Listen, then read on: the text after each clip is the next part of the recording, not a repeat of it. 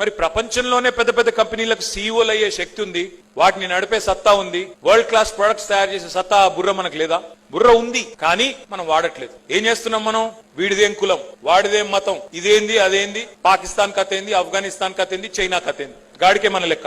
ఎన్ని రోజులు పోల్చుకుందాం పాకిస్తాన్ తోని, బంగ్లాదేశ్ తోని, ఆఫ్ఘనిస్తాన్ తోని? పోటీ పడద్దా అమెరికాతోని, యూరోప్ తోని? పోటీ పడద్దా సింగపూర్ తోని? పోటీ పడద్దా చైనాతోని? ఒక చిన్న కథ చెప్తాను నేను మీకు. 1987లో ఇండియా చైనా రెండు సిమిలర్ సైజ్ కంట్రీస్, పాపులేషన్ పరంగా చూసుకుంటే మనకంటే కొద్దిగా పెద్దవాళ్ళు.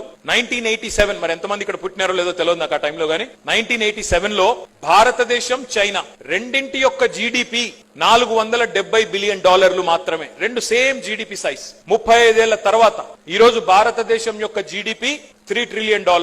చైనా ఎంతో తెలుసా? $16 ట్రిలియన్, $16 ట్రిలియన్.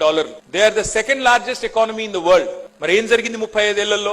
ఏం జరిగింది అంటే, చైనా వాడు మనలాగా కులాల పేరిట, మతాల పేరిట చిల్లర పంచాయతీలు పెట్టుకొని, ఒకరినొకడు అనుమానపు చూపులు చూసుకొని, ఒకరినొకడు తొక్కేసుకొని, ఒకరినొకడు తిట్టేసుకొని, రోజు ఇంకేం పని లేనట్టు వాట్సాప్ లలో ఒకరికొకరు ఫార్వర్డ్ చేసుకొని, పనికి మాలిన పంచాయతీలు పెట్టుకొని అక్కడే కూర్చోలేదు. వాడు బుర్ర పెట్టి ఆలోచించిండు, భవిష్యత్ దిక్కు ఆలోచించిండు. నా పంచాయతీ అక్కడ అమెరికా తోని, వాడితో నా పోటీ తప్ప ఇండియాతోని వీళ్ళతో కాదు అని చెప్పి ముందుకెళ్లిపోయిండు. వరుసగా 25 ఇయర్స్ పాటు, 25 ఏళ్ల పాటు China double digit GDP growth rate తో ఈ రోజు అమెరికాతో పోటీ పడే స్థాయికి చేరుకుంది. మరి మనం ఎక్కడున్నాం? 35 ఏళ్ల కింద సేమ్ ప్లేస్ లో ఉన్నాం. 35 ఏళ్ల తర్వాత వెనక్కి తిరిగి చూసుకుంటే అక్కడనే ఉన్నాం.